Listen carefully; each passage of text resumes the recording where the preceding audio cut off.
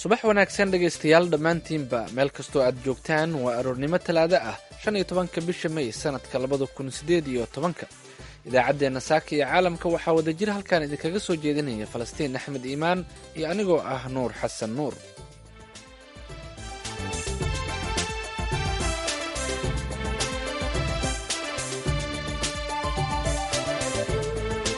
in loo soo wareejiyo oo Maraykanku aqoonsado inay isku caasimada Israel arrintaas saameyn badan bay yeelanaysaa mid taariikhi ah oo waxa weeye ilaa dowladda Israel inta waxa weeye ay qabtay dhulka Falastiiniyiinta laga soo bilaabo ilaa shalay u dambeysay oo lagu laayay dadka laguna si rasmi ah kaasi waxa uu ahaa Maxamed Buley oo ka warramaya saameynta ay yeelatay furitaankii safaaradda Maraykanka ee Jerusalem. Warbixin ayaanu idinkaga haynaa.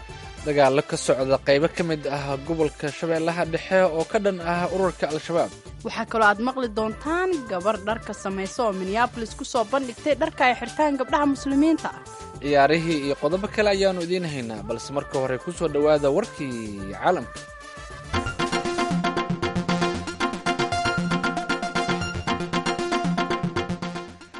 isbahaysiga uu hogaamiyey wadaadka shiicada ah ee sida aadka ah uga soo horjeeda Maraykanka Muqtada al-Sadr ayaa u muuqday inuu ku guulaystay doorashooyinka baarlamaaniga ah ee dalka Ciraaq iyadoo inta badan la tiriyey codadka la dhiibtay ayuu isbahaysiga al-Sadr uu hogaaminayaa ilaa 6 gobol. waxaa ku soo xigay xisbiga uu madaxda u yahay Haadi al-Amiri oo madax u ah koox maleeshiya ah. ra-iisul wasaaraha hadda talada haya Xaydar al-Cabaadi oo ay taageerto dowladda Maraykanka ayaa ka codsaday dadka reer Ciraaq inay ixtiraamaan natiijada kama dambaysta ah ee ka soo baxda doorashada. boqolaal ka mid ah taageerayaasha Muqtada al-Sadr ayaa isugu soo baxay magaalada Baqdaad xalay kadib markii lagu dhawaaqay qaybo ka mid ah natiijada. qaar ka mid ah dadka ayaa ku qaylinayay bog cusub ayaa u furmay dadka Ciraaq halka kuwo kalena ay dhahayeen waa dhammaadkii musuqmaasuqa. al-Sadr ayaanan u ordin kursiga baarlamaanka mana noqon karo ra-iisul wasaare laakiin maadaama uu yahay gudoomiyaha isbahaysiga doorashada ku guulaystay waxa uu door weyn ka ciyaari doonaa jaangoynta siyaasadda Ciraaq iyo soo dhisidda dowladda soo socota. dilaac horle oo cusub ayaa ka furmay volkaanada Kilauea ee gobolka Hawaii kaasoo weli qulqulaya. dilaacan ayaa ah kii 19aad wuxuuna furmay Isniintii shalay isagoo ka furmay goob lagu nasto oo loo yaqaano Lanipuna. goobtan ayaa waxaa laga daadgureeyay dadkii ka agdhowaa hore waxaana saraakiisha ammaanka rayidka ay ka digayaan in kuwo hor leh ama dilaacyo hor leh oo gaas uu soo raaci doono ay dilaacaan. qaraxyada volkaanada ayaa bilowday horaantii bishan wuxuuna burburiyey 40 dhismo oo ku yaala jasiiradan waxaana weli la filayaa inuu khasaaruhu sii ballaarto. quburada volkaanada ayaa sheegay inay jirto khatar laga qabo in volkaanadu ay ku dhowaato oo ay la heer noqoto biyaha kadibna ay samayso qarax iyo burbur xoog leh. waxaa kaloo ay saynis yahanadu sheegayaan in aanan weli la saadaalin karin muddada ay sii socon karto volkaanadan.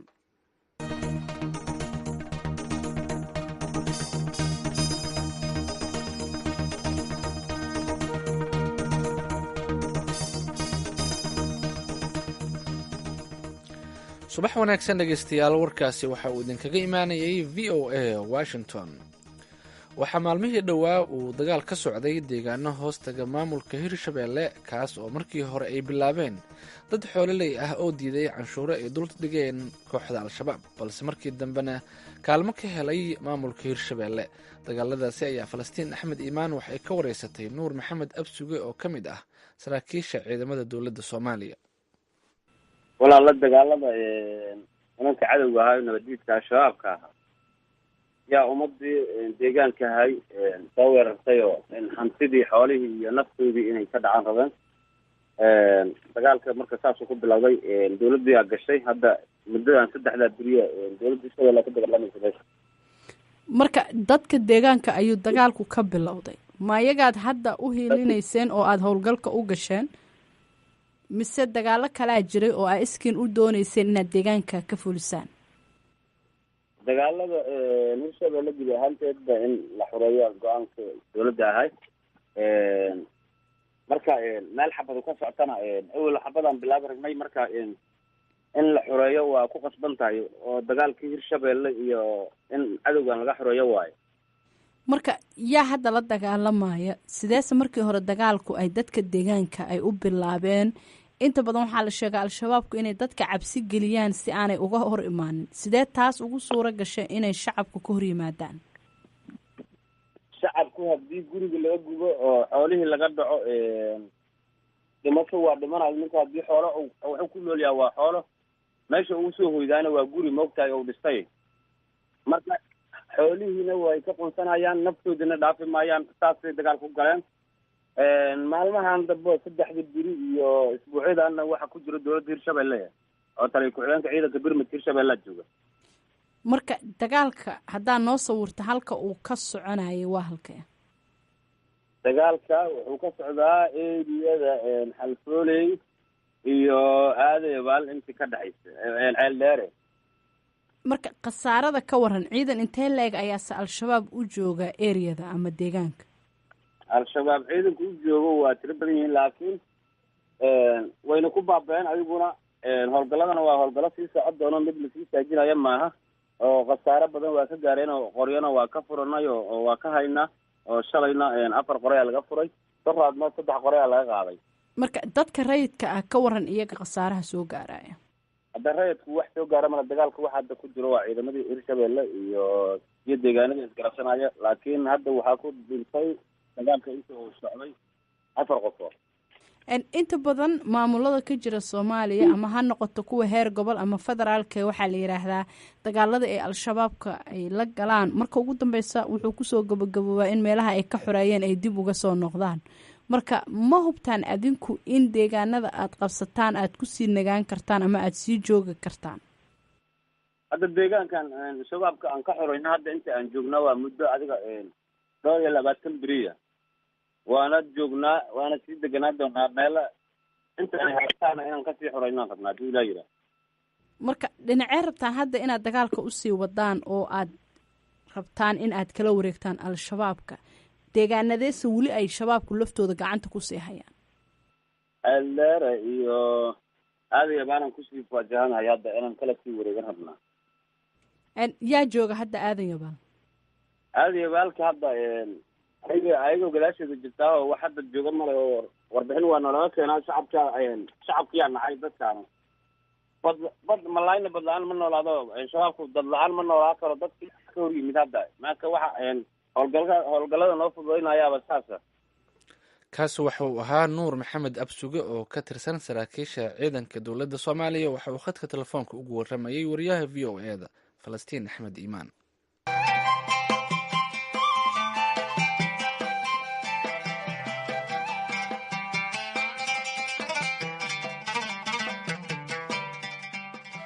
subax wanaagsan dhegeystayaal dhammaantiinba meel walba waad nagala socotaan. waa idaacaddeenii aroornimo oo idinkaga imaaneysa Washington.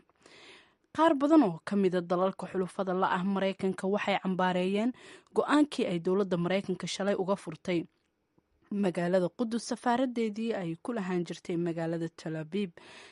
dalalka dhaleeceeye siyaasadda madaxweyne Trump ee magaalada Qudus waxay sheegeen in tallaabadani ay sii hurinayso qalalaasiyaha bariga dhexe.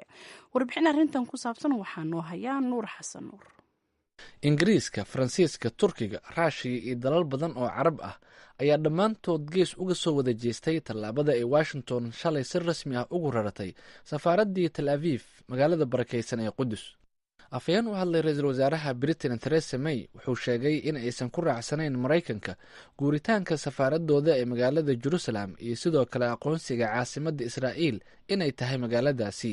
wuxuu intaasi raaciyey in waxaasoo dhan ay ka soo horeeyaan heshiis ay labada dhinac ka gaaraan khilaafkooda. madaxweynaha turkiga Rajab Tayyip Erdogan ayaa isaga oo booqasho rasmi ah ku jooga dalka Ingiriiska magaalada London ka sheegay shalay in tallaabada ay dowladda Mareykanka safaaradeeda uga furatay Qudus ay tahay mid aad iyo aad nasiib darro u ah. wuxuu tilmaamay in Mareykanka aysan hadda kadib dowr dhexdhexaadnimo ah ka ciyaari karin wadahadallada nabadda ee bariga dhexe. dhinaca kalena shir deg deg ah oo ay shalay magaalada Ankara ku yeesheen golaha wasiirada Turkiga ayaa looga dhawaaqay in Turkiga uu u yeertay safiirada ka joogay magaalooyinka Washington DC iyo Tel Aviv kadib dadkii badnaa ee shalay lagu laayay xadka magaalada Gaza. waxaa kale oo ay xukuumadda Ankara ku dhawaaqday 3 maalmood oo baroordiiq qaran ah oo loo samayn doono dadkii Gaza lagu dilay. wasiirka cadaaladda ahna ra-iisul wasaare ku-xigeenka Turkiga Bakir Bozda ayaa ku eedeeyey dowladaha Israa'iil iyo Maraykanka mas-uuliyadda dadkii Falastiiniyiinta ahaa ee Isniintii shalay lagu dilay magaalada Gaza. Bugünkü katliamların asli sorumlusu hiç şüphesiz İsrail devletidir. Ama dadkii maanta lagu dilay Gaza asal ahaan mas-uuliyaddeeda shaki la-aan waxaa iska leh dowladda Israa'iil, laakiin sida Israa'iil oo kale dalka kale ee qaadaya mas-uuliyadda dadka la dilay waa dowladda Maraykanka. Qaraarka uu maamulka Maraykanka safaaraddiisa ugu raray Qudus ayaana dhibaatadani albaabada u furtay. madaxweynaha Faransiiska Emmanuel Macron ayaa isna cambaareeyey rabshadihii Isniintii ka dhacay Gaza, halkaas oo ay ciidanka Israa'iil ku toogteen in ka badan 50 ruux oo rayid Falastiiniyiin ah. Macron wuxuu sheegay in uu dhowr jeer ka digay cawaaqibka ka dhalan kara go-aanka madaxweyne Trump uu Qudus uga aqoonsaday caasimadda Israa'iil. bayaan ka soo baxay xafiiska madaxweyne Macron ayaa lagu sheegay in madaxweynuhu uu khadka telefoonka kula hadlay Isniintii boqorka dalka Jordan Boqor Cabdalla iyo madaxweynaha Falastiin Maxamuud Cabbaas, sidoo kalena uu maanta oo Talaado ah la hadli doono ra-iisul wasaaraha Israa'iil Benjamin Netanyahu. wasiirka arrimaha dibadda Ruushka Sergey Lavrov isna waxa uu ku celiyey mowqifka Ruushka ee arrinta Qudus oo uu sheegay in Raashiya aysan caasimadda Israa'iil u aqoonsanayn Qudus. hogaamiyaal badan oo carbeed ayaa iyaguna daleeceeyey furitaanka uu shalay Maraykanka caasimadiisa uga furay magaalada Qudus. ra-iisul wasaaraha dalka Lubnaan Sacad Xariiri wuxuu sheegay in arrintani tahay mid daandaansi ah. wasiirka arrimaha dibadda Iiraan Maxamed Jawaad Sariif waxa uu maalintii furista safaaradda Maraykanka ee Qudus ku qeexay maalin ay ceyb weyni dhacday. boqortooyada Sacuudiga kaliya waxa ay cambaaraysay rasaasta lagu furay dadka Falastiiniyiinta ahaa ee shalay lagu dilay magaalada Gaza, hase yeeshee ma aysan soo hadal qaadin furitaanka safaaradda. Kuwait iyaduna waxa ay cambaaraysay rabshadihii Gaza, waxaana ay kulan degdeg ah ka codsatay golaha ammaanka ee qaramada midoobay Talaadada maanta ah. ra-iisul wasaaraha Israa'iil Benjamin Netanyahu ayaa difaacay go-aanka Maraykanka, waxaana uu uga mahad celiyey madaxweyne Trump taageerada uu u fidiyey Israa'iiliyiinta. And exactly 70 years ago today, President Truman became the first world leader to recognize the newborn Jewish state. Last December, dhabtii maanta oo kale 70 sano ka hor madaxweyne Truman ayaa noqday hogaamiyihii ugu horreeyay adduunka oo aqoonsaday waddanka Yuhuudda ee dhowaan uun dhashay. Diseembartii hore madaxweyne Trump ayaa noqday hogaamiyihii ugu horreeyay caalamka oo Qudus u aqoonsaday caasimadeenna. maantana Maraykanka waxa uu ka furtay safaaraddiisii halkan Jerusalem. waxaad ku mahadsan tahay madaxweyne Trump sida aad ugu dhiiratay fulinta ballanqaadkaadii. dadka ka faclooda siyaasadda bariga dhexe ayaa rumaysan in aysan halkaasi ku istaagi doonin mushkiladda Israa'iil iyo Falastiin. Maxamed Bulley oo ah aqoonyahan degan dalka Masar ayaa ka mid ah kuwa fikirkaasi qaba. in loo soo wareejiyo oo Maraykanku aqoonsado inay Qudus tahay caasimadda Israa'iil, arrintaas saameyn badan bay yeelanaysaa, mid taariikhiya oo waxa weeye ilaa dowladda Israa'iil inta waxa weeye ay qarsatay dhulka Falastiiniyiinta laga soo bilaabo ilaa shalay oo u dambeysay oo lagu laayay dadka, laguna si rasmiyana looga furay safaaradda Qudus. arrintaas waxaan la filayaa inay saameynta yeelan doonto. mudaharaadadu ay sii socon doonaan. dhimashada waa laga yaabaa inay intaa kadib socdo ishormaadiyo u dhacaan. halkaa waxaa la oran karaa iyadana waxaa dhimatay ama meesha ka baxi rabtaba wadahadaladii nabadgelyada ee xalka loogu raadinayay in la kala qaybiyo labadan dowladood. Israa'iil ayaa aaminsan in Qudus ama Jerusalem ay tahay caasimadeeda, halka Falastiiniyiinta ay rumaysan yihiin in bariga Qudus uu yahay caasimadooda mustaqbalka. warbixintaasina Nuur Xasan Nuur ayaa isugu kahay soo duway. halkaad kala socotaana waa VOA Washington.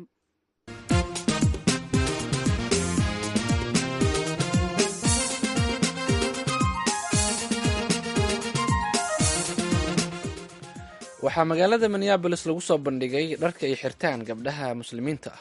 dharkan ayaa waxaa farsamaysay gabar da'yar oo Soomaaliyeed oo dharka samaysa kana ganacsata oo lagu magacaabo Muna Khaliif. wariyaheena Maxamuud Mascade ayaa warbixintan inaga soo diray magaalada Minneapolis ee gobolka Minnesota.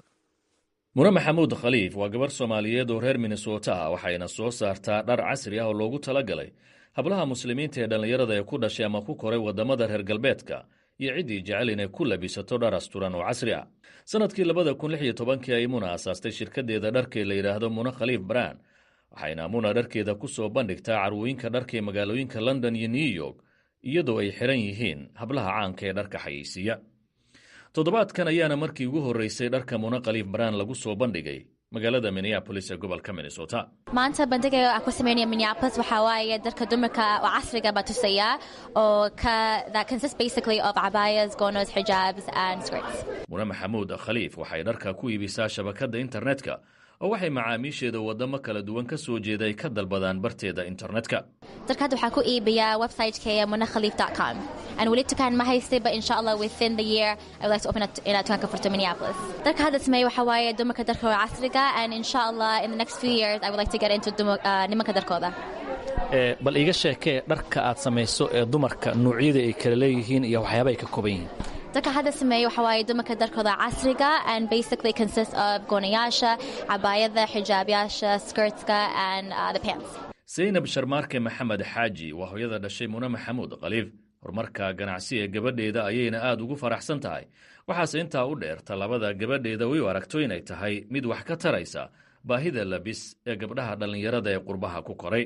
Runtii farxad weyn bay ii tahay ase hooyo Soomaaliyeed inaan arko gabadhaydii oo gaartay maasha Allah meesha aad arkaysaan inay gaartay oo ah inay waxaynu ognahay haddaynu nahay bulsho Soomaaliyeed waxaynu haysanaa dhalinyaro fara badan especially waxaynu haysanaa dhalinyaro fara badan oo wax bartay oo professional oo doonaya markay interview leeyihiin ama shaqo professional ay ka shaqeeyaan ama maxaan ku idhaahdaa ii sheeg meel muhiima inay qabtaan waxa aad dib ugu noqotay hablihii muslimiinta ahaa inay helaan shay aad u qurux badan oo haddana asturan marka inay maanta Muna soo saartay dharka noocaasa oo baahidii weynayd ee la qabay ay ku fargaraysay ase hooyo aad ayaan waxaan u ahay mid proud ah.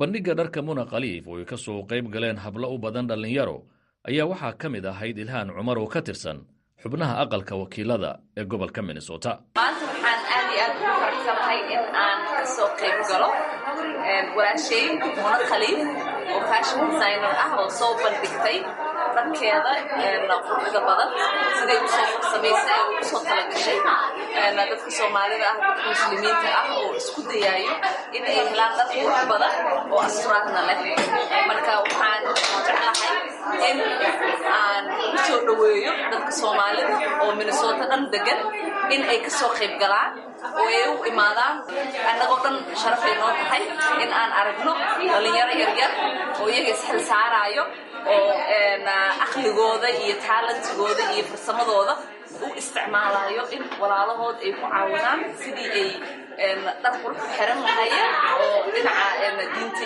iyo sharaftoodana u asturayo. Bandhiga dharka ee Muna Khaliif ayaa sidoo kale waxa uu dirayaa fariin ah in dadweynaha Soomaaliyeed ee ku dhaqan waddanka Mareykanku ay qayb ka noqonayaan ganacsiga suuqyada waaweyn ee dalka Mareykanka. Maxamuud Mascade, VOA, Minnesota. aad ayuu u mahadsan yahay wariyaha VOA da gobolka Minnesota Maxamuud Mascade. markana ciyaarihii Nuur iyo Maxamuud Mascade mar kale. mahadsanid Falastiin. dhegeystayaal kusoo dhawaada wararkii ugu dambeeyey ee ciyaaraha. waxaa goor dhoweyd soo gabagabowday lugtii koowaad ee ciyaarta kama dambaysta ah ee tartanka kubadda koleyga Mareykanka dhinaca galbeedkiisa. finaalka galbeedka Mareykanka ayaa waxaa isaga hor yimid kooxaha Golden State Warriors iyo kooxda Houston Rockets. waxaa daawanaya ciyaartaasi wariyaheena gobolka Minnesota Maxamuud Mascade oo haatan khadka si toos ah ugu jira. Mascade, bal noo faahfaahiye ciyaartaasi. Nuur, aad baad u mahadsan tahay. kulanku wuxuu ahaa kulan adag, wuxuuna ahaa lugtii koowaad 7 lugood oo labadan kooxood ay ku kala bixi doonaan ciddii ciyaarta kama dambaysta NBA-da uu soo bixi lahay. kulankan uu ka dhacay guriga Houston Rockets ayaa wuxuu ahaa dabcan kulan adag oo weerar iyo weerar celisa oo ciyaartu intay socotay marba koox ayaa dul maraysay, laakiin ciyaaryahanka Kevin Durant ee u ciyaara kooxda kubadda koleyga ee Golden State Warriors ayaa waxa uu ekaa ciyaaryahan ay cid difaacda u waayeen kooxda Houston Rockets.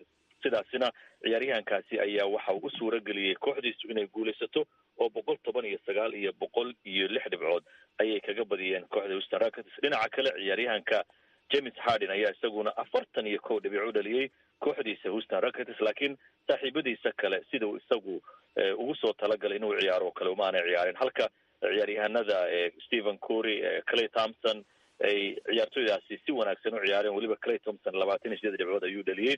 marka kooxda Golden State Warriors waxay qaadatay fursadda lugtii koowaad oo ay guriga ku ciyaaraysay Houston Rockets inay badisay. haddii kulamada saddexda ay gurigeeda ku ciyaarayso ay guulaysato, dabcan iyadaa soo bixi doonta. waa garta marka saddexda kulan soo socda ma laga yaabaa in kooxdan caanka ah ee Golden State oo weliba tartankii sanadkii horena finalka soo gaartay in ay kasoo baxdo dhinaca galbeedka? way u badan tahay, waayo saddexdii sano ee lasoo dhaafay ciyaaraha kama dambaysta ah ee NBA-da iyadaa timid. Golden State 2 kamida waa ay qaaday, midna waa laga qaaday. weliba koobkan hadda lagu loolamayo iyadaa difaacanaysa. laakiin nuurow, kooxda Houston Rockets marka la eego xilli ciyaareedkii soo gabagaboobay waxay ahayd kooxda ugu wanaagsan ama kaalinta koowaad kusoo baxday. ciyaaryahanada Chris Paul iyo James Harden oo ah xidigaha ay kooxda ku duulaysana dabcan niman la sahlan karo ma ahan. waxaa suuragal iyadoo kulankan laga badiyey haddana in ay 3 kulan oo kale badin karaan iyaguna ciyaarta kama dambaysta usoo bixi karaan. laakiin marka aad eegto xidigaha kooxda Golden State iyo qaabka isu dhiibka ee aan xaasidnimada lahayn ay kubadda u wadaagaan, inay adag tahay koox cidaasi mar kale ka celin doonto inay koobka sanadkan ku guulaysato. guushii caawana maxay kaga dhigan tahay marka?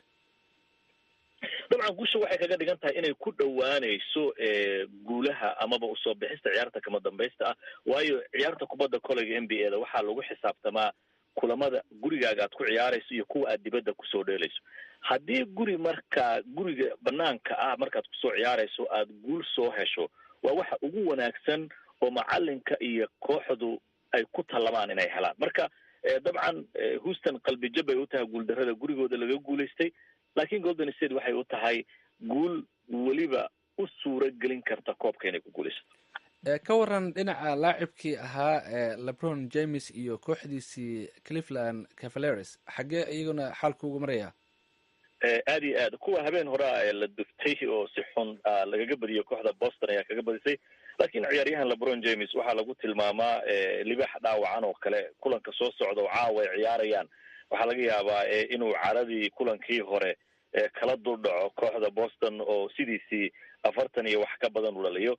dabcan guriga Boston ayaa lugtii labaad lagu ciyaarayaa. weli haddii labadan lugood xataa laga badiyo oo labada gurigiisa lagu ciyaarayo uu badiyo, ciyaartu markaa baraj ay noqonaysaa. 3 kulan ciddii laba badisa ayaana soo bixi doonta. haddii marka LeBron James uu kulanka caawa badiyana, dee dabcan isagaa fursad haysta ah inuu ciyaarta kama dambaysta usoo gudbi karayo. marka aan LeBron James leenahay ma filayo inay taageerayaashu isleeyihiin kooxda magaceeda maxaa loo sheegi waaya Cleveland Cavaliers, laakiin kooxdaba isagaa ka magac weyn oo weligeed koob ma arkin isaga hortii, la-aantiina ma socon karto. marka ma dhici kartaa sida tii maaragtay sanadkii hore oo kale in finalka isugu yimaadaan Cleveland iyo kooxda Golden State? waa suuragal, aad bay suuragal u tahay. aad iyo aad ayuu u mahadsan yahay wariyaheena gobolka Minnesota Maxamuud Mascade oo igaga waramayay ciyaaraha kubadda koleyga Mareykanka oo heer gabagaba soo gaaray. Mascade, aad ayaad u mahadsan tahay. adiga mudan.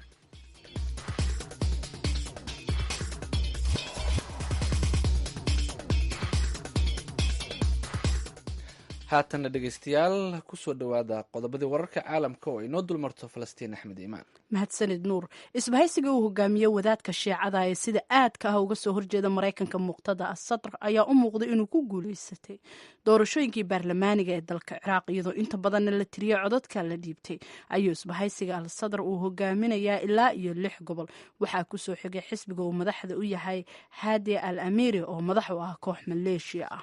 dhinaca kalena dilaac cusub oo horle ayaa ka furmay volkaanadii Hawaii dalkan Mareykanka, kaasoo weli qulqulaysa. dilaacan waxa uu noqonayaa kii 19aad, wuxuuna furmay isniintii shalay isaga oo ka furmay goob lagu nasto oo loo yaqaano Lamipuba. goobtan ayaa laga daadgureeyay dadkii ku noolaa goor sii horeysay, waxaana saraakiisha ammaanka rayidku ay ka digayaan in volkaanooyin hor leh oo gaas soo raaco ay qarxi karaan. falastiin axmed iimaan aad ayay u mahadsan tahay qodobada wararka caalamka haddii aan intaasi ku dhaafna haatan aan ku nasanno kaalimihii heesaha waxaanan ku nasan doonaa codka hodan cabdiraxmaan.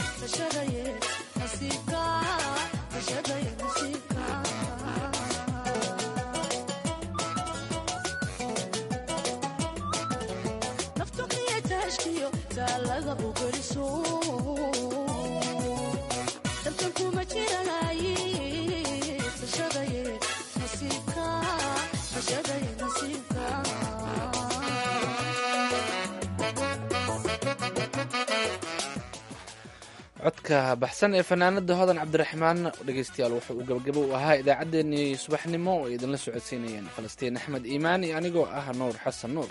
dhinaca soo saaristana waxaa inoo joogay bashiir abikar cabdulaahi. tan iyo kula dambe dhegeystayaal waxaan idinku dhaafaynaa sidaa iyo nabadgelyo.